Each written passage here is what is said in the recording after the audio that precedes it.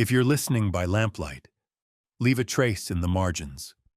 Write in the comments which city you hear these words from. And if you would keep walking these old roads with me, bind yourself to the chronicle and subscribe. Some names are not spoken to entertain, but to warn. Netheril was not a kingdom so much as an argument with the sky. Its greatest cities did not sit on hills or cling to rivers. They drifted, weightless and proud, held aloft by mythalors that made gravity seem negotiable. Below, nations measured power in grain and steel. Above, Netherese arcanists measured it in spell slots and certainty. That certainty bred a particular kind of blindness.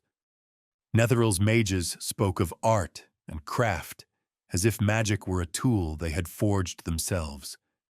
Yet every enchantment, every ward, every levitation field, every shimmering lattice that kept an enclave floating, still depended on something older than Netheril's pride. The order of magic itself, sustained by the goddess Mistral. Karsus was born into that age like a spark thrown into dry tinder. He was not remembered because he was merely strong. Netheril had many strong arcanists, but because his mind moved with a dangerous elegance. He looked at the world and refused to accept its ceilings. He looked at the gods and refused to accept their distance. The Netherese had already learned to bend reality through spells of the highest circles, and in that environment ambition did not feel like sin. It felt like scholarship. Karsus pursued what later ages would call the impossible, not as a dare, but as a problem with a solution waiting to be discovered.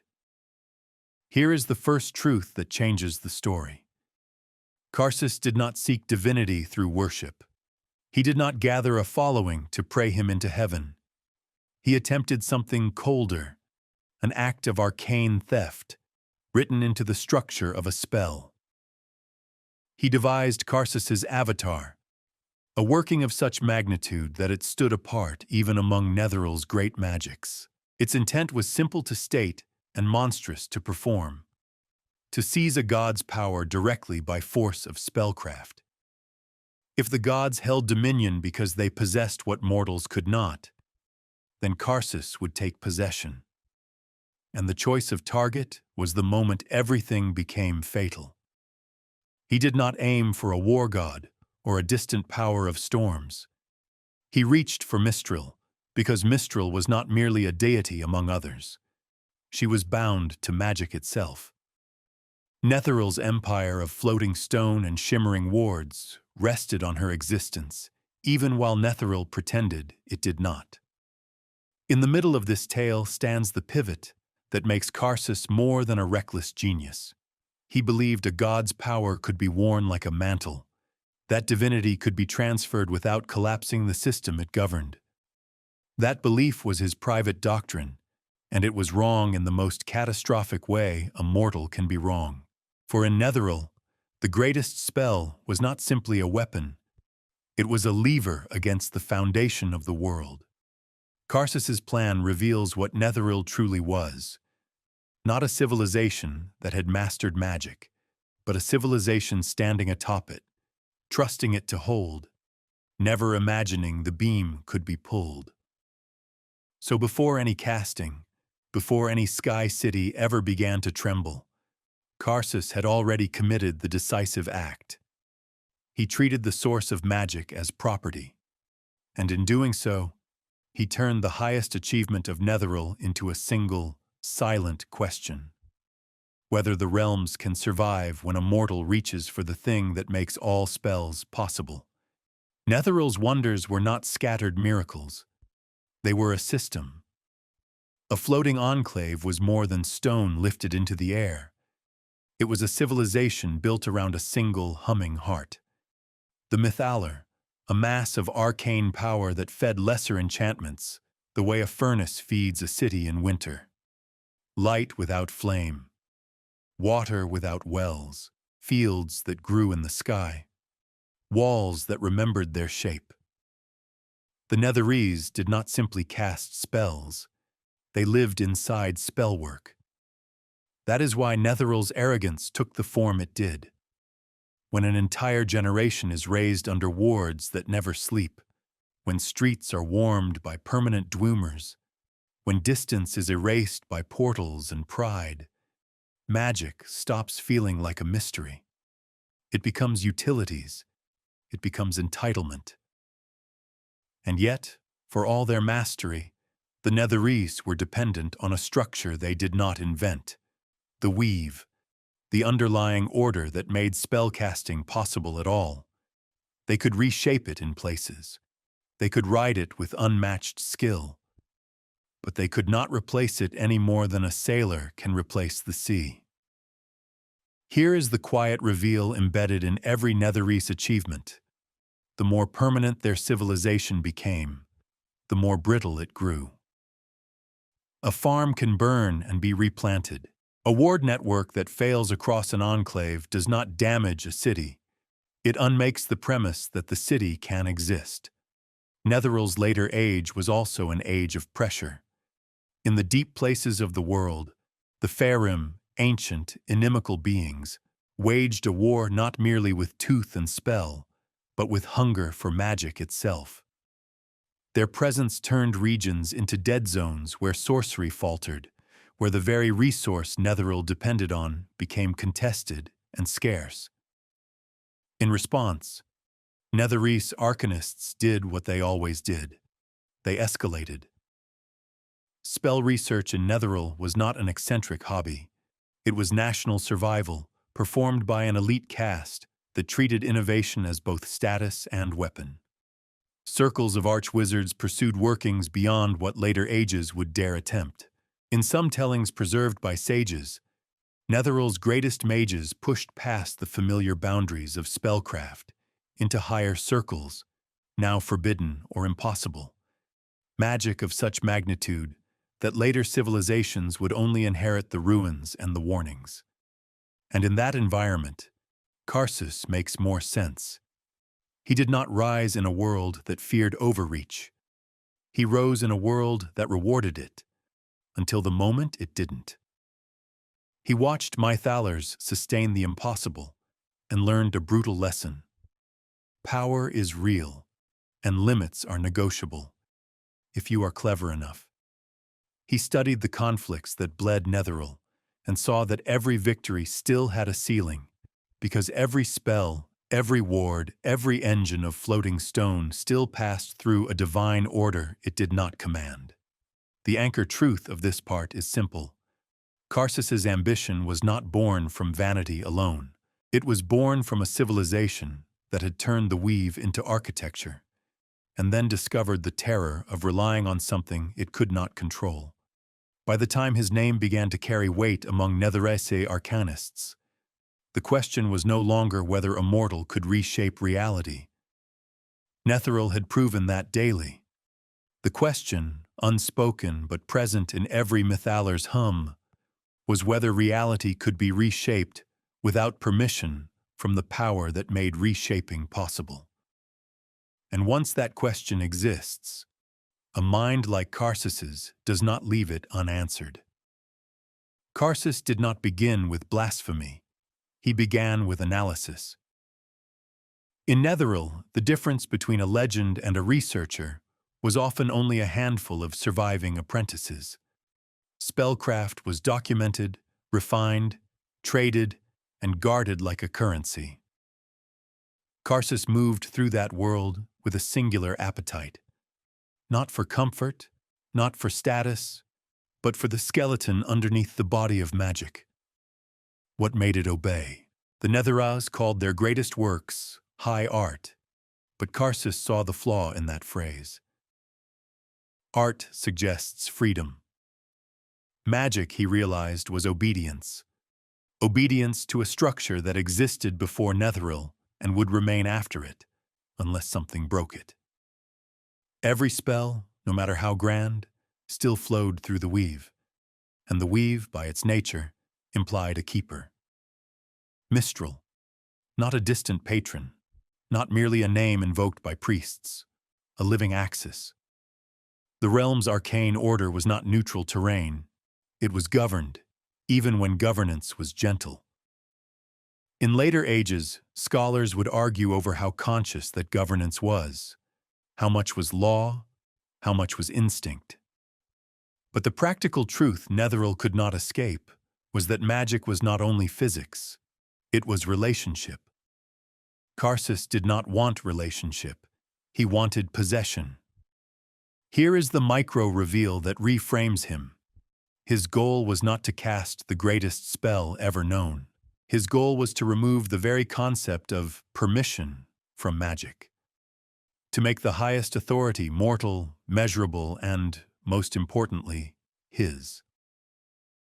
In Netheril's climate, that idea did not sound immediately insane, because the Empire's greatest minds had already stepped into realms that later civilizations would call unthinkable.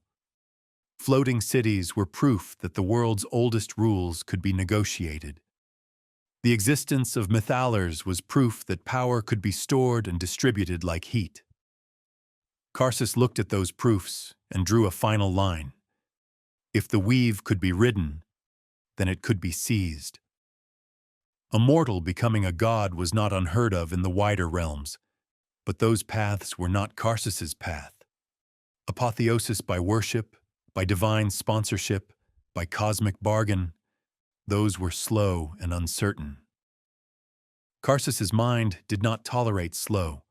It did not tolerate uncertain. So he conceived a different method, a spell not meant to imitate divinity, but to replace it. Briefly, violently, completely. The name that survives, Karsus's avatar, does not fully convey what it was. In later spell catalogues and grim discussions among archmages, it is remembered as a superlative working, a piece of magic that reached past the normal boundaries of mortal spellcasting. Whether one describes it in terms of forbidden circles or in the language of epic precedent, the meaning is the same. It was designed to force a divine mantle onto a mortal mind. That design required a target. Karsus could have chosen many gods and gained something spectacular. But his choice reveals the true nature of his intent. He chose Mistral. Because Mistral was not simply powerful, Mistral was foundational. The goddess's connection to magic made her both the greatest prize and the most catastrophic one to touch. Karsus did not merely want to be divine. He wanted to be the one thing no mortal had ever been, the living governor of arcane law. This is where Netheril's pride becomes a trap. A floating enclave can drift over storms, but it still depends on the air it passes through. Netheril could transcend kingdoms below, but it still depended on the weave. And when Karsus aimed his spell at Mistral, he aimed at the support beam holding every sky city above the earth. The dread of this part is not in the casting. It is in the decision. Once Mistral was chosen, the outcome became less about whether Karsus would succeed and more about what success would mean. Even if he stole her power for a single heartbeat, the weave would be forced through a mortal vessel, through a mind built for equations and ambition, not for sustaining the entire architecture of magic. And in that tension, Netheril's age of wonder reveals itself as an age of fragile suspension, a civilization hanging over the world by threads it never fully understood, while one mortal prepared to pull the tightest thread of all. A spell like Karsus's avatar could not be built the way lesser spells were built, by incremental refinement, by safe testing, by a cautious circle of peers. Its very premise made caution an enemy. If it failed in a small way, it would still fail in the largest possible sense. So Karsus worked in the way Netheril's most dangerous minds often worked, with brilliance insulated by certainty. The fragments that survive in later arcane discourse treat his spell as a pinnacle of mortal theory, not because it was elegant, but because it was direct. It did not ask a deity for favor. It did not bargain. It reached into the nature of divinity and attempted to perform a transfer, as if godhood were a measurable quantity that could be moved from one vessel to another. That alone tells you something about Netheryl's late age. They had moved so far from reverence that they were willing to conceptualize a god as a function. But even Karsus, for all his audacity, was not ignorant of danger. He understood that targeting a deity bound to magic would not simply empower him, it would disrupt the very medium his spell traveled through. That is the paradox at the heart of his design. The spell that would grant control over magic still had to be cast using magic, through the weave, under the governance of the being he sought to seize. This is where the story tightens. Because Karsus did not aim for permanence at first, the spell was often described as granting a mortal the power of a god for a short span, long enough to act, long enough to reshape, long enough to decide the future. In his mind, that window was sufficient. He did not need eternal worship. He needed a moment of absolute leverage. And the pressure of Netheryl's broader crisis made that logic feel almost reasonable to his contemporaries. Netheryl was at war in the deep sense, against enemies that attacked not only cities, but fertility, spell potency, and stability itself. The Faerûn's magic-draining devastation, remembered in multiple sources as a defining existential threat to Netheryl, meant that ordinary solutions were collapsing. When a civilization's survival depends on spellcraft, and spellcraft itself becomes contested ground, radical measures stop looking like madness. They start looking like the last tool in the chest. This is the mid-part anchor. Karsus's avatar was not only an act of personal ambition, it was framed, at least within Netherese logic, as a solution that could end a war and secure an empire. If Karsus could become, even briefly, the deity of magic, he could rewrite the constraints that bound Netheryl. He could lift the ceiling. He could make the impossible routine. But that framing hides a crucial truth. A solution that requires removing the weave's keystone is not a solution. It is a demolition. The Netherese understood mythalars intimately, but they misunderstood the nature of what fed them. A mythalar did not generate the weave. It drew upon it. It shaped it. It distributed it. It depended on an underlying continuity. Break that continuity, and the mythalar becomes a heart in a body with its arteries severed. Karsus's preparations, in later telling, carry the hush of forbidden scholarship. A mind assembling the last pieces of a spell the world will never permit again. The exact technical particulars are not preserved in simple, single-source clarity. Netheryl's fall left more ash than library, but the canonical outcome does not require the fine print. The design was finalized, the target was chosen, the casting day arrived, and there is an irony that hangs over the moment like a cloud over a bright city. Karsus did not plan to destroy Netheryl. He planned to save it, by making it incapable of depending on anything outside itself. He believed that if Netheryl's survival was threatened by forces that could drain magic, then the answer was to seize the very authority over magic. He believed his mind could bear what the world's structure required. The tragedy is that his confidence was not foolish in the way peasants might imagine. It was the confidence of a civilization that had never been told no by reality. So Netheryl's sky cities continued to drift, glowing softly, warded and serene. Spires cast long shadows over cloud banks. Children walked streets that had never known mud. And somewhere within that floating empire, a mortal prepared to cast a spell aimed not at an enemy army, not at a rival archwizard, but at the goddess whose existence made every single enchantment in those cities possible. When the moment came, The realms did not thunder with warning.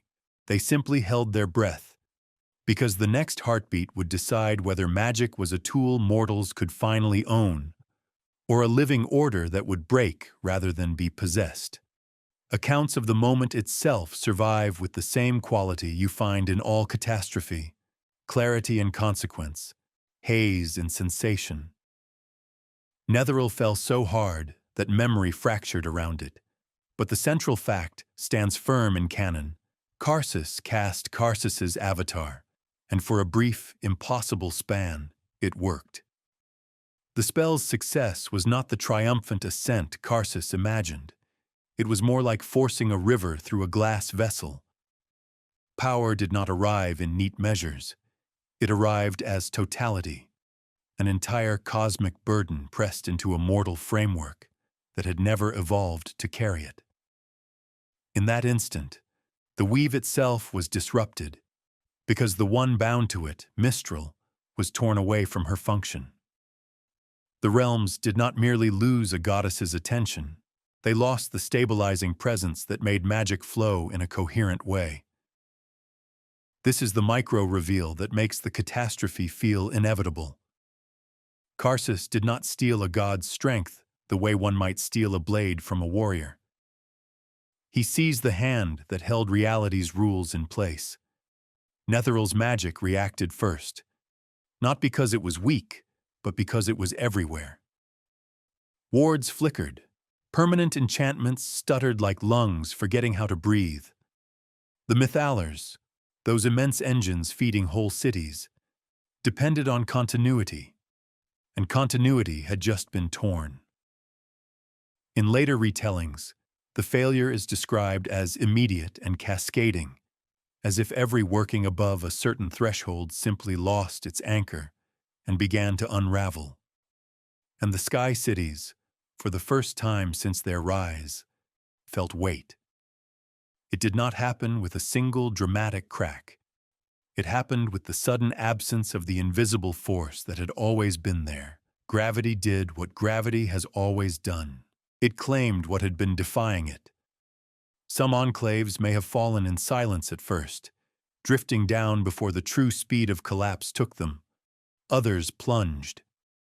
All of them were caught in the same truth. Netheril's wonders were not built on stone foundations. They were built on a goddess's uninterrupted presence. Meanwhile, Karsus, briefly holding the mantle of Mistral, encountered the part of divinity that no mortal ambition imagines. Not power to cast, power to maintain, power to hold a system steady, to keep a million spells from becoming a million accidents, to ensure that arcane law remained law rather than chaos. There is no single canonical narration of what Karsus perceived within that god moment. Later sources speak with different levels of metaphor, but the outcome implies the same conclusion. He could not manage it. Not because he lacked genius, but because even genius is not the same as divinity. His mind was built to command spells, not to sustain the entire architecture that lets spells exist. This is the anchor point where the story turns from ambition to irrevocable consequence. Mistral, faced with a weave breaking apart and magic collapsing into lethal incoherence, did what the Netherese never expected a god to do. She sacrificed herself. The act, remembered as Mistral's death, ended Karsus's brief theft and allowed the order of magic to be restored in a new form. But restoration could not reverse what had already begun. With the weave disrupted, even for that short span, Netheril's skyborn empire had already crossed the line. Enclaves were falling. Great arcanists who might have saved smaller disasters found their own spells failing or behaving unpredictably. The infrastructure that made Netheril safe had become a trap. Too many interconnected enchantments, too much dependence on uninterrupted magical law, and beneath it all, the world received a lesson written in the language of physics and mourning. A civilization can be defeated by enemies, But Netheril was defeated by its own premise, by the assumption that magic could be treated as property, and by the decision of one mortal to force divine order through a mortal body. When the last wards failed, the result was not only death, it was erasure. Libraries that held centuries of spell theory shattered with the same stone that had lifted them. Names that had been spoken above the clouds were buried under impact and ash. The great age that called itself eternal ended in the oldest way imaginable. Things fell, and they stayed down.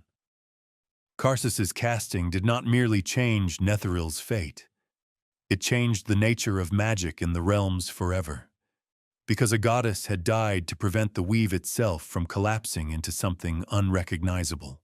And that means the realms that followed were not simply after Netheril. They were after a wound in the structure of magic, after a moment when the weave was torn and stitched back together with new rules, paid for by a god's life and an empire's fall. When Mistral died, magic did not end, but it changed its posture toward mortals. The transition from Mistral to Mistra is remembered as a restoration, yet it was also a correction. The weave returned because the realms could not function without it. But the lesson of Karsus's spell did not fade with the smoke of fallen enclaves. It hardened into boundaries. In later ages, the clearest sign of those boundaries is simple. The heights of Netherese spellcraft became unreachable. The kind of magic that could place cities in the sky, that could sustain Methalers as casually as a modern town sustains lamplight, belonged to an era that had torn itself apart. After Karsus, the realms would still know great archmages, but the ladder they climbed would have missing rungs. Not by accident, by design. This is the micro-reveal that makes Maestra's rise feel like more than succession. It was the weave learning to defend itself. Sources differ in how they describe the mechanism. Some speak of Mistra setting limits on the greatest spells, of mortal access to the highest circles being curtailed, of a ceiling imposed to prevent a second Karsus. Others frame it as the nature of magic itself being reshaped by the catastrophe. But either way, the effect in canon is consistent. The age of casual, overarching sorcery ended. Netheril's fall did not only bury cities, it buried a category of power. And while the world's attention turns naturally to the Sky City's ruin, there is another consequence that is easier to miss. The fall was not uniform. Netheril was vast, and its enclaves were many. Some enclaves fell and shattered, their names becoming little more than warnings in dusty tomes. Others were destroyed in ways later chroniclers could only partially reconstruct. But not all of Netheril vanished into a single grave. What remained was not an empire. It was fragments, survivors, refugees, pockets of power, and enclaves whose fate became its own separate tragedy. Among the most infamous survivals in later lore are the shadowed heirs of Netheril, the Shadowvar, tied to the City of Shade and the long arc of Netherese remnants. Their later story belongs to another chronicle, but their existence reinforces a hard truth. Netheril did not simply end, it broke, and pieces of it endured in altered forms. Yet even those remnants carried the scar of Karsus's moment, because the weave they returned to was not the weave they had known. The rules that had allowed Netheril's arrogance to flourish were no longer freely available. This is where Karsus's personal fate becomes important, not as spectacle, but as symbol. In the traditional phrase that survives, the catastrophe is called Karsus's folly. That title is not merely moral judgment, it is a summary of the event's structure. Karsus proved a mortal could touch divinity by force. He also proved what happens when a mortal touches the one divinity that underwrites the entire system. His spell's success lasted too briefly to grant him a stable godhood, and too long to spare the world. That is the worst kind of outcome. A moment of triumph that functions only as a trigger. And after the trigger, the world had to live in the changed reality. Magic became more cautious, not in the hearts of mages, but in the weave itself. The difference matters. Ambition did not vanish. The desire to break limits did not vanish. But the structure that once allowed Netheril to climb so high now resisted that ascent. Every later archmage in the realms, whether they admit it or not, inherits a world shaped by that resistance. Here is the mid-part anchor. Maestra's restoration was also a condemnation, not spoken, not written, but encoded. It declared that mortals could be great, could be terrible, could even reach close to divine, but they could not be permitted to pull the weave's keystone out again. So Netheril's fall becomes a hinge in the history of the realms. Before it, magic was an open ladder with terrifying heights. After it, the ladder still exists, but it is fenced, watched, and in places deliberately broken. And Karsus's name, in that new age, is no longer the name of a prodigy. It is the name of a boundary stone, placed where the world learned, through impact and silence, that some thresholds are not guarded by armies. They are guarded by the structure of reality itself. There is a temptation, when speaking of Karsus, to treat him as a single moment. The casting, the collapse, the goddess's death, the fall of cities. But the realms remember him longer than that, because his aftermath did not end when the dust settled. It spread. The survivors of Netheril did not simply grieve. They tried to understand, and the first understanding was brutal. They had built a civilization that could not fail gracefully. Netheril's miracle was too integrated, too permanent, too dependent on uninterrupted magical law. When the weave trembled, everything trembled. When the weave broke, everything fell. That is why Netheril became a warning told not only by priests, but by mages. In the centuries that followed, arcane tradition did not forget Karsus's achievement. It treated it like a forbidden peak, proof that mortal theory had once reached high enough to grab a god. Spellcasters who study the deepest strata of arcane lore eventually encounter the name the way a miner encounters a seam of poison gas, as something real, something historically true, and something that can kill even through knowledge alone. This is the micro-reveal of the post-catastrophe world. Karsus's avatar was not only a disaster, it was a precedent.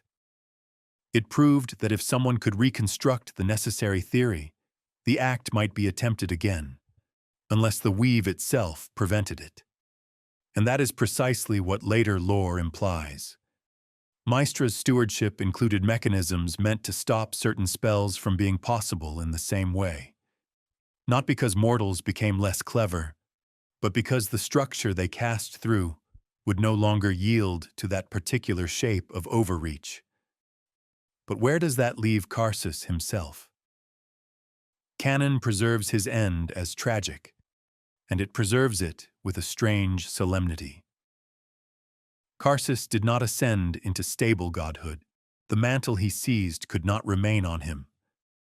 The instant Mistral sacrificed herself, the stolen divinity slipped out of mortal hands, and Karsus, who had been briefly inflated with power meant to govern reality, was left as something the world could no longer properly hold. Different sources and later retellings emphasize different images of his final state. What remains consistent is the meaning. Karsus became a warning etched into flesh, not a ruler among gods, not a triumphant rebel, a monument to a mistake. Even the way later ages speak of him carries that weight. The phrase, Karsus's folly, is not merely judgment, it is categorization. It is how scholars, priests, and archmages file an event too large to be treated as a personal failure alone. The folly was not only his arrogance, the folly was the assumption that the divine can be worn like armor. The world after Netheril inherited more than restrictions. It inherited fear, quiet, practical fear among those who understand magic's history. Because Karsus revealed a terrifying asymmetry. A single mortal with sufficient knowledge can destabilize systems meant to outlast empires. An army can be stopped by walls. A plague can be resisted.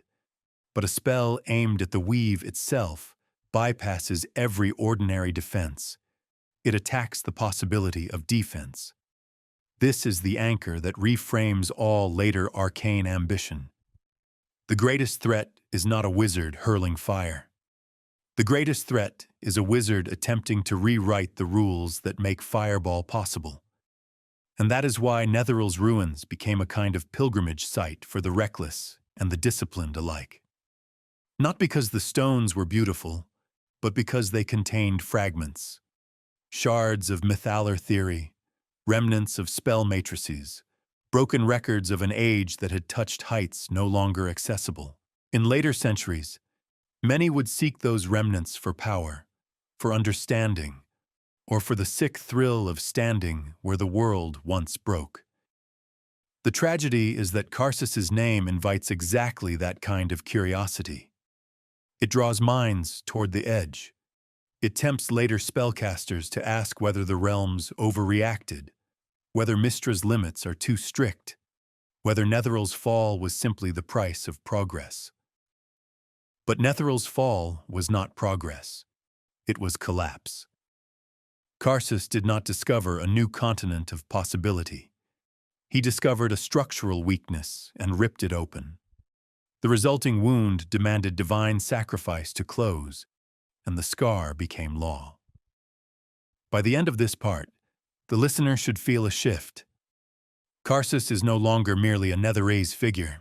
He becomes a permanent presence in arcane history, an invisible hand on every later archmage's shoulder, a reminder that genius can become catastrophe when it mistakes can be done for should be done, and when it forgets that a system can be broken even if no enemy ever breaches the gates. In the long memory of the realms, Netheril's fall is a crater that never fully fills in. You can build over it. You can tell new stories on top of it. But underneath, the shape remains. Karsus's act did not merely destroy a civilization. It changed how power is understood. Because after Netheril, arcane supremacy carried an extra shadow. Suspicion from the gods, caution from the weave, and fear from mortals who had learned that a wizard's ambition could drop cities out of the sky. Even those who had never seen a Netherese ruin understood the simplified truth. Someone once tried to steal godhood. The world almost broke. This is the micro-reveal that keeps the catastrophe alive. The realms did not treat Karsus's story as ancient history. It treated it as a rule, spoken and unspoken, embedded in magical culture. You see it in how later spellcasters speak about limits. You see it in how Maestra's clergy and arcane orders frame certain studies as dangerous, not because they are immoral, but because they are structurally destabilizing. And you see it in the way forbidden does not always mean evil. Sometimes it means too costly to allow again. Yet Karsus's shadow also took a different form. It became a lure. Fragments of Netherese lore did not disappear. They scattered. The ruins of fallen enclaves, half-buried libraries, broken mythalar chambers, and surviving inscriptions became magnets for those who believed knowledge itself is innocent. Many of those seekers were not monsters. Some were historians, archmages, sages, others were desperate, people who needed power to face threats in their own age. But a ruin is never neutral. It teaches by what it lacks. Netherese magic was built around assumptions that no longer held. After Maestra's rise, the weave's shape was different, and the old methods did not map cleanly onto the new reality. That created a dangerous temptation, to believe the problem was merely technical, that with enough cleverness, one could work around the restrictions, rediscover the lost heights, and complete what Netheril began. This is where scholarly variants matter.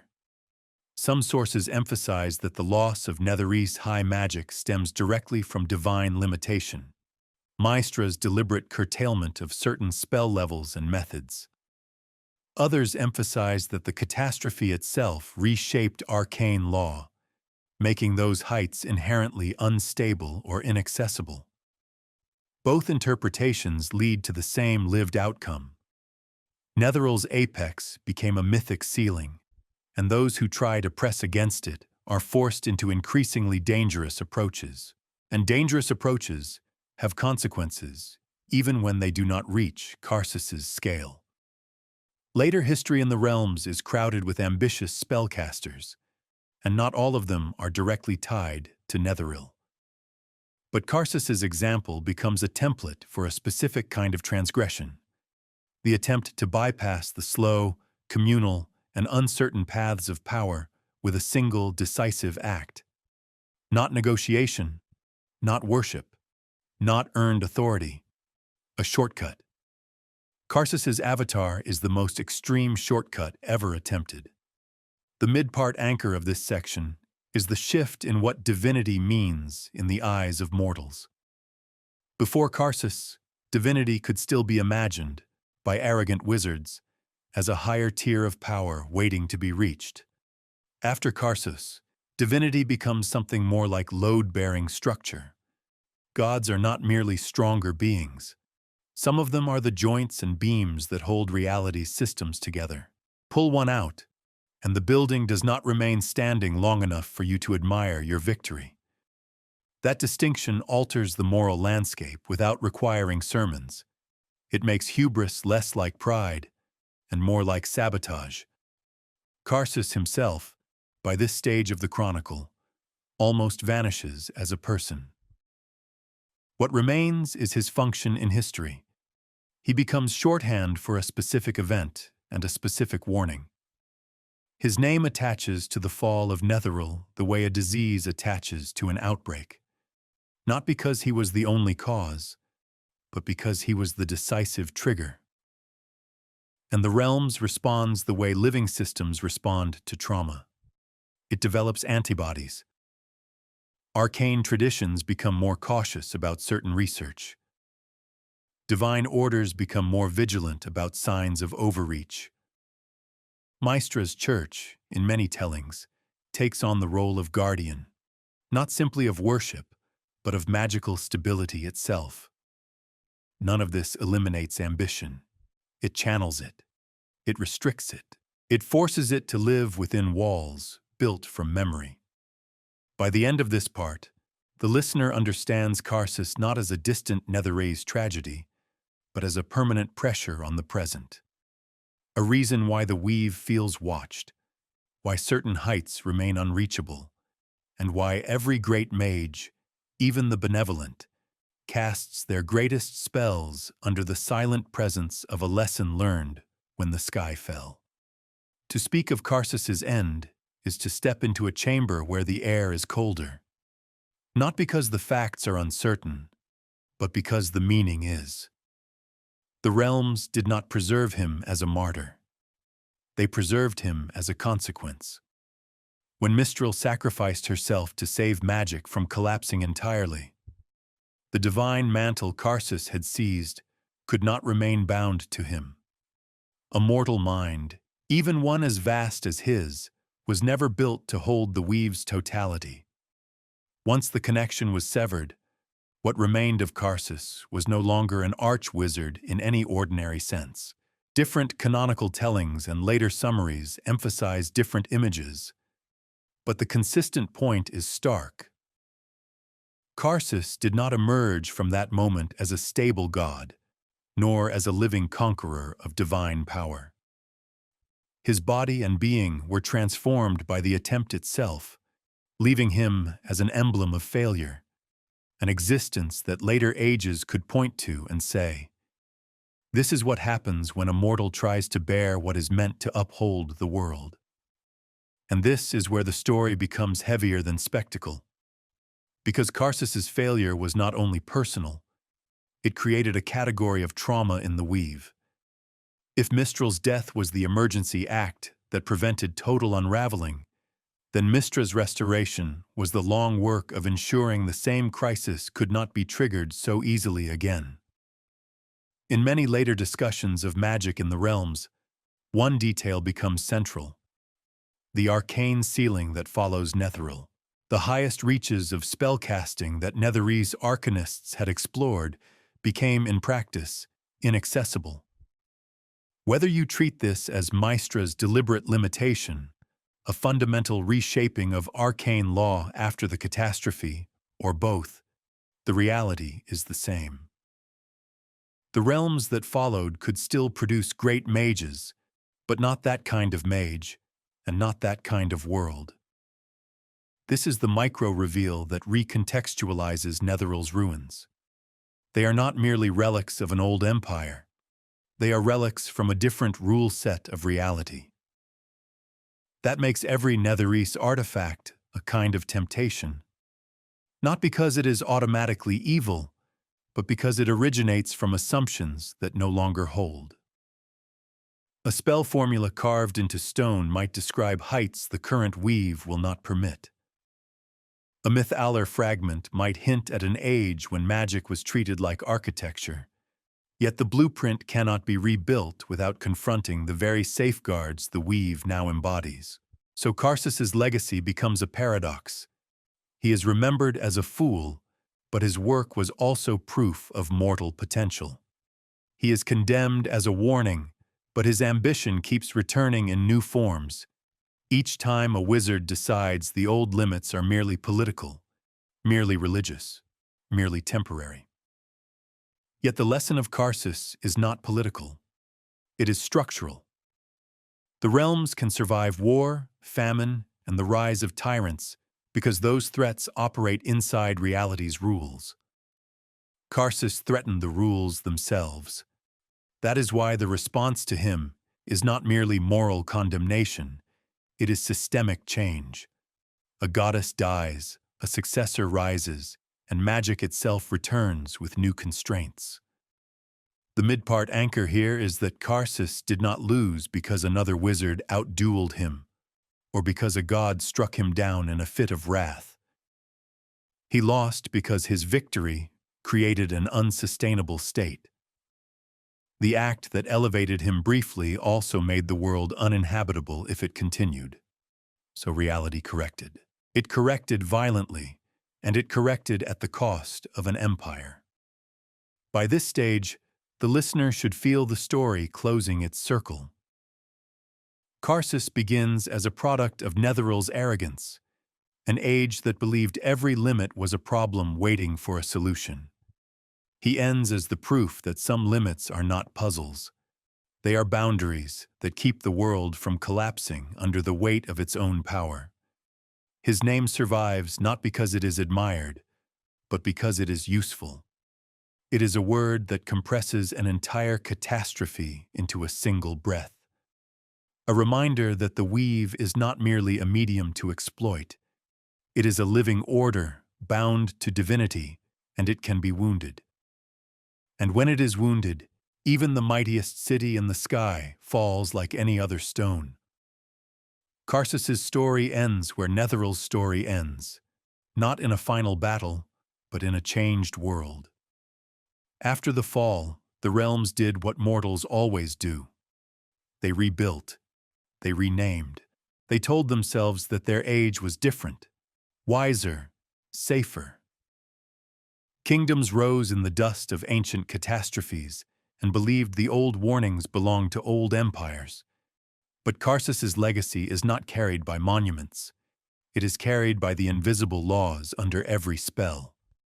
The weave returned under Maestra, and with it returned the ability to heal, to ward, to travel, to build. Yet it returned with the memory of what happened when its foundation was seized. Whether one describes it as Maestra's deliberate limitation of the greatest mortal spellcraft, or as a reality reshaped by the trauma of Mistral's sacrifice, the outcome is the same. Netheral's heights became a closed door, and that closed door is not merely a restriction, it is a kind of mercy. Because the deepest truth Karsus forced the world to admit is this: some gods are not simply stronger beings. Some gods are functions the cosmos depends on. Maestral was not a throne you could steal without consequence. She was the joint that held the arcane world together. Karsus tried to wear that joint like a crown. The result was not godhood. It was collapse. Netheral's floating cities, sustained by mythalars and permanent enchantment, demonstrate the core irony of the empire. They believed themselves above the world, yet they were more dependent than anyone below. A farmer's life is fragile, but it does not rely on uninterrupted magical law. Netheral's life did. The empire's greatest strength, its seamless integration of magic into everything, was also its greatest weakness. So Karsus's folly becomes a permanent lens through which the realms reads arcane ambition. It is not a tale meant to make listeners despise magic. It is a tale that teaches what magic truly is in this world. Not raw power in a vacuum, but power traveling through an ordered medium guarded by divinity, balanced by consequence.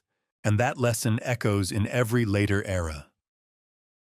When archmages debate forbidden research, when Maestra's faithful warn that certain lines of inquiry are not merely dangerous, but destabilizing, when ruins of Netheral lure seekers who believe they can reclaim lost greatness without repeating the cost, Karsus remains at the center of that gravity, not as a hero, not as a villain in the simple sense, as a mortal who proved that genius without humility can reach the divine, and that reaching is not the same as holding.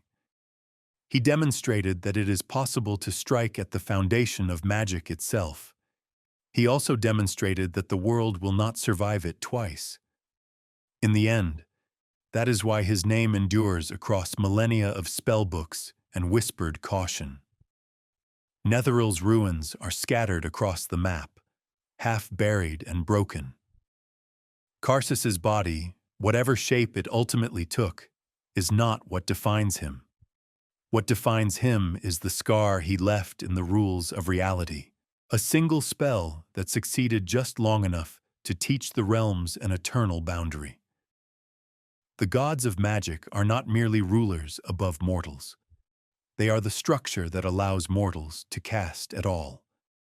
And when one mortal tried to become that structure, the sky fell, quietly at first, then all at once. And the world learned that some crowns are not meant to be worn because they are not crowns.